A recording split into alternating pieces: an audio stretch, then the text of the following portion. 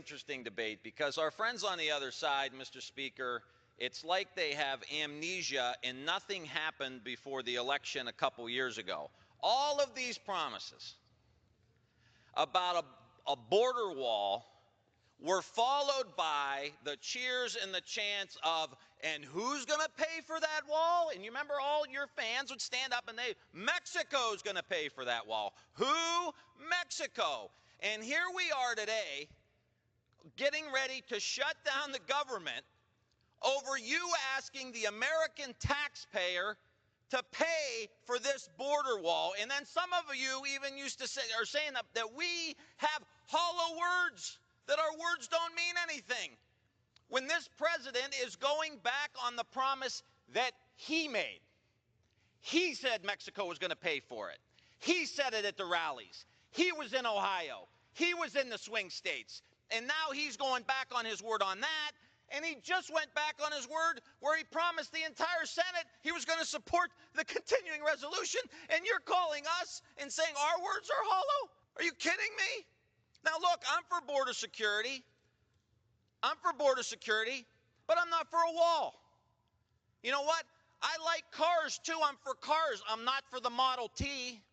I like planes. I don't want a glider that was designed and built by Wilbur Wright.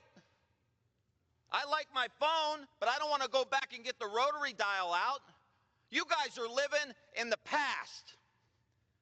And this government is in chaos. It's in a free fall. The market's in a free fall. The staffing at the White House is in a free fall.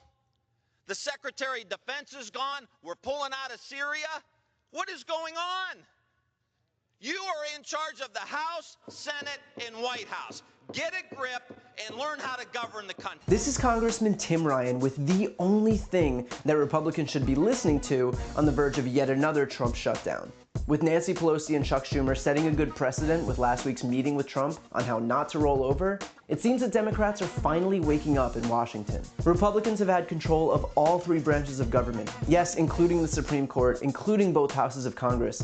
And what do they have to show for it? The deficit will hit $1 trillion this year. Wages are basically stagnant. The stock market is in negative territory for 2018.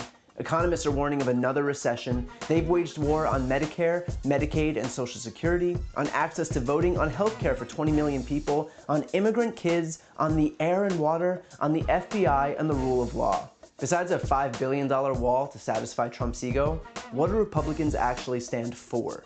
Based on what the last 2 years have shown us, it's not much, and the entire country knows it. It's fitting that the last move of the Republican-controlled government will be to send hundreds of thousands of federal employees off to celebrate Christmas without pay. Just the icing on the cake for the most anti-American administration in modern US history.